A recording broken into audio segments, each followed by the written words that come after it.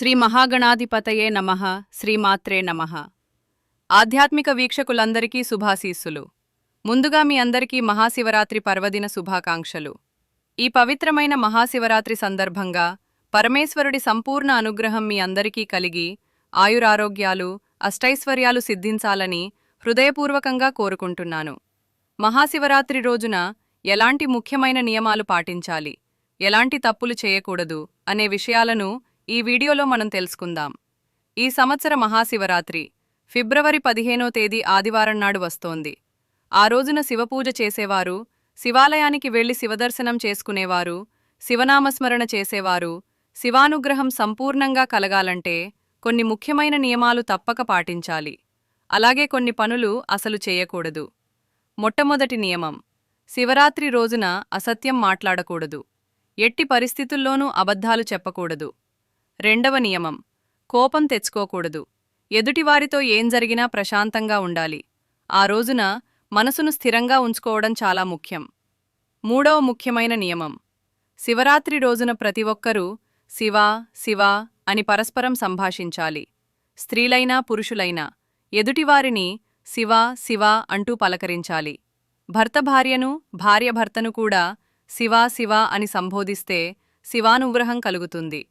అలాగే మహాశివరాత్రి రోజున తెలుపు రంగు వస్త్రాలు ధరించడం ఎంతో శ్రేయస్కరం. పరమేశ్వరుడికి తెలుపు రంగు ఎంతో ప్రీతికరం. ఆయన గౌరవవర్ణం తెలుపు కాంతిలా ప్రకాశిస్తుంటుంది. అందువల్ల తెల్లటి వస్త్రాలు ధరించి శివపూజ చెయ్యండి. తెల్లటి వస్త్రాలతో శివాలయానికి వెళ్ళండి. అలాగే శివపూజలో వీలైనంత వరకు తెలుపు రంగు పుష్పాలు ఉపయోగించడం మంచిది.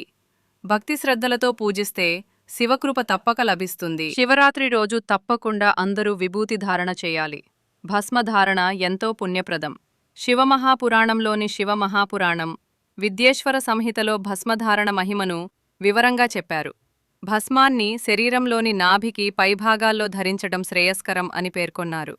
కాబట్టి శివరాత్రి రోజున నుదుటి భాగంలో, వక్షస్థలంపై, హృదయ ప్రాంతంలో, భుజాలపై, నాభి పైభాగంలో, అలాగే కంఠభాగంలో విభూతి ధరించాలి.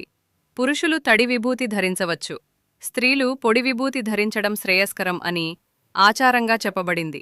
అందువల్ల పురుషులు తడి విభూతి, స్త్రీలు పొడి విభూతి ధరించడం మంచిది. శివరాత్రి రోజున అన్ని పూజల కన్నా గొప్పది పార్థివలింగ పూజ. అంటే మట్టితో స్వయంగా శివలింగాన్ని తయారుచేసి దానికి పూజ చేయడం, అభిషేకం చేయడం అత్యంత పుణ్యప్రదం. మట్టిలో కొద్దిగా ఆవుపేడ కలిపి శివలింగం తయారు చేసి పూజ చేయవచ్చు.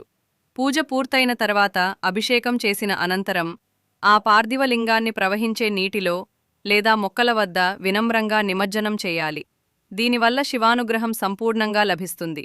శివరాత్రి రోజున పాటించాల్సిన మరో ముఖ్యమైన నియమం మంత్రజపం. పంచాక్షరీ మంత్రం నమఃశివాయ అత్యంత పవిత్రమైనది. సాధారణంగా అందరూ నమఃశివాయ మంత్రాన్ని జపించవచ్చు. కొంత ఆచార ప్రకారం పురుషులు నమఃశివాయ అని, స్త్రీలు శివాయ నమః అని జపించవచ్చని పేర్కొంటారు.